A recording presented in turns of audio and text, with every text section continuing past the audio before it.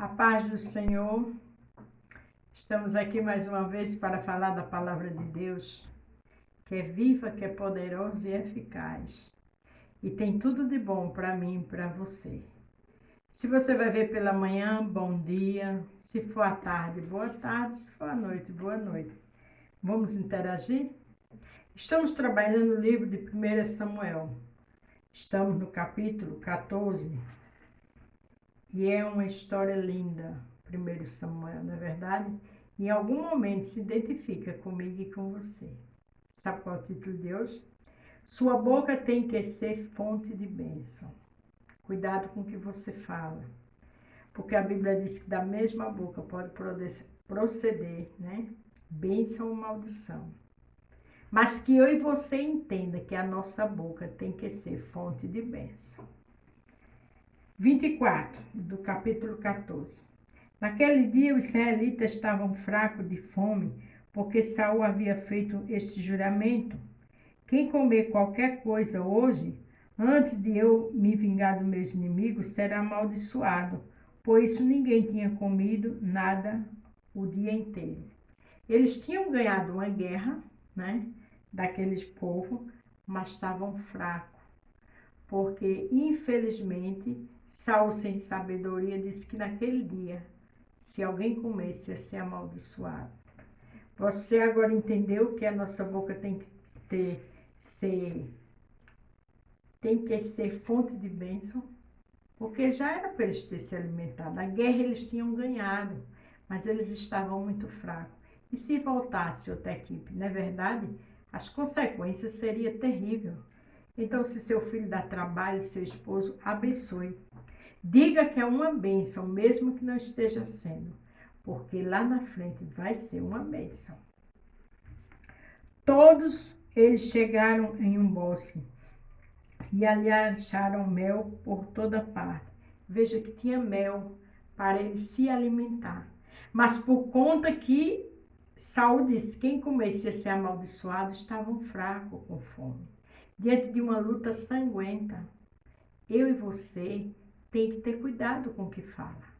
O filho dá trabalho, o esposo dá trabalho, a esposa é abençoado, é abençoada, vai melhorar. É assim que o servo de Deus age. As árvores estavam cheias de mel, mas ninguém comeu nada, porque eles estavam com medo do juramento de Saul. Uma coisa também que me chama a atenção, que medo traz abismo. Medo faz a gente não ver o milagre do Senhor. Medo atrapalha, medo paralisa a fé. Qualquer coisa, não tenha medo. Entenda que o Senhor está na frente de tudo. Porque esses homens estavam com medo pela palavra que Saul, né, falou. Que quem comesse aquele dia seria amaldiçoado. Além de fracos, cansados, com fome, estavam com medo. E muitas vezes o inimigo quer botar medo no meu e no seu coração. Mas a gente não pode permitir isso. Porque o medo anula a fé. A gente fica totalmente desprotegida e desprotegido, não é verdade? Mas Jonathan não tinha ouvido a seu pai dar ordem ao povo, pois se estendeu o bastão que tinha na mão, molhou a ponta no favo e comeu um pouco de mel, e logo se sentiu melhor. Veja que Jonathan não sabia do que o pai tinha dito. E ele comeu um pouco do mel e se achou melhor. Quer dizer, se ele estava na guerra, estava com fome, ele não ouviu o que o pai disse e comeu, então aquela palavra não foi uma palavra dita por Deus. Deus não abençoou. Deus não levou em consideração aquela palavra que Saul tinha dito. Tem pessoas que fazem a oração ao contrário. Para Deus tirar alguém que está sendo uma bênção na igreja, Deus não recebe, porque é o trabalhar de Deus. Deus tinha feito Saul e o povo ganhar a guerra, mas estavam todos fracos, precisavam se alimentar. Jonas se alimentou e nada aconteceu. Ele não sabia, mas o pai tinha falado que estavam todos amaldiçoados se comesse naquele dia. Que eu e você tem que aprender a ter sabedoria com o que fala. Às vezes até a gente critica uma serva de Deus ou um servo de Deus por conta das atitudes dele ou dela, mas é um povo abençoado de Deus. Eu e você não podemos amaldiçoar. Nós temos que abençoar. Mas um dos homens disse: todos estes estão fracos de fome, porque a seu pai nos ameaçou, dizendo que comer qualquer coisa hoje será amaldiçoado. Então Jonathan respondeu: o meu pai fez uma coisa terrível com o nosso povo. Veja como eu estou me sentindo melhor depois de comer um pouco deste mel. Ele disse: olha, meu pai fez uma coisa terrível, quer dizer, isso não foi de Deus, porque eu comi o mel e estou melhor, eu não morri. Então, vamos ter cuidado com o que a gente fala.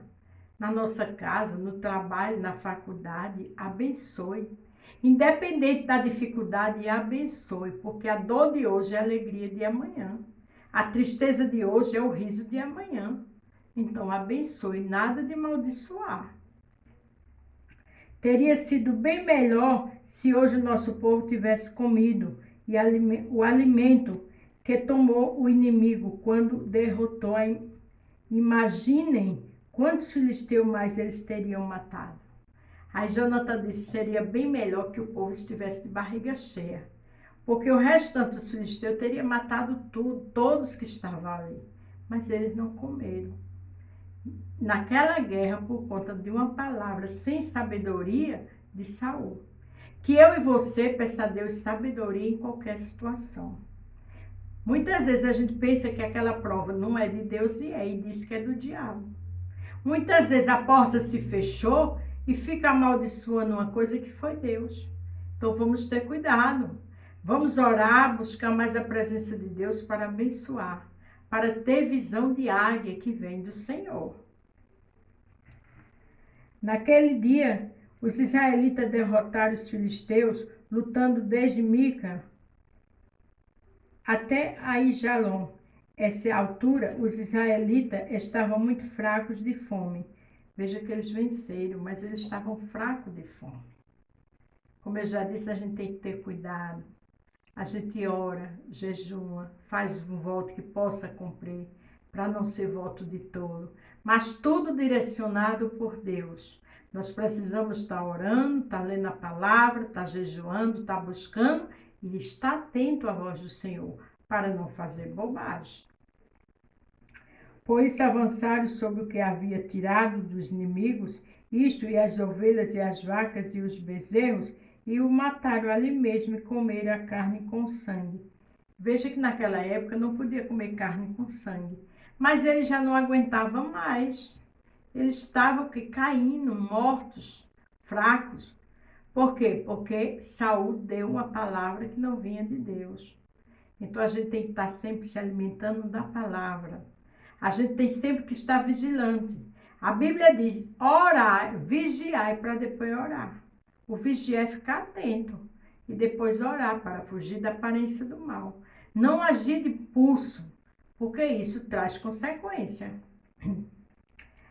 Aí alguém foi dizer a Saul: olha, o povo está pecando contra Deus, comendo carne, sem primeiro deixar escorrer o sangue. Saul gritou: isto é traição, role aqui para mim uma pedra grande. Sempre tem um que vai falar, sempre tem aquele bajulador, né? Tem aquela pessoa sem prudência, que fica entregando os irmãos ou as irmãs. Que você não faça isso, porque isso não agrada a Deus. Se for algo contra, Deus vai mostrar ao pastor, a liderança, mas não perca seu tempo falando mal de ninguém, porque isso não vai trazer bênção para a sua vida. E ordenou ainda: vão para o meio do povo e digam a eles que tragam aqui o seu gado e as suas ovelhas, e que os matem e os comam aqui, e que não pequem contra Deus comendo carne com sangue. Ele foi sábio nessa hora, né? Ele pediu para que eles viessem, matassem os animais ali para escorrer o sangue, para não pecar contra o Senhor. Porque naquela época não se comia sangue, como muitos hoje também não comem. Mas é necessário que a gente esteja atento e atenta, com sabedoria, com prudência, para não fazer bobagem. Aleluia. Por isso, naquela noite, todos trouxeram o seu gado e o mataram ali. E Saul construiu um altar para o seu Deus, e esse foi o primeiro com ele a construir. E esse foi o primeiro que ele construiu. Veja, depois daquela guerra, né? Mesmo o povo cansado, caindo, que mataram aqueles animais ali para comer, mas Saul construiu um altar para o Senhor. É hora de pagar o culto em ação de graça. É hora de agradecer a Deus pelo milagre, né? Ah, mas eu não estou em condições. Dê o que você pode, mas faça o culto. Agradeça a Deus pelo livramento, pelas bênçãos, pela porta aberta, porque Saul aqui foi agradecer, levantou o altar. E a gente também tem que levantar o altar da santidade, da seriedade, da dignidade, de andar com Cristo. Porque aí ele só tem a honrar a gente, a abençoar. E do jeito que ele teve essa vitória, e você já teve algumas vitórias, e vamos ter muito mais. Mas o segredo é pagar a culto e ação de graça. O segredo é estar com a vida no altar. O segredo é estar na direção de Deus. Amém? Então não esqueça, sua boca tem que ser fonte de bênção. A paz do Senhor, fique todos com Deus e até amanhã.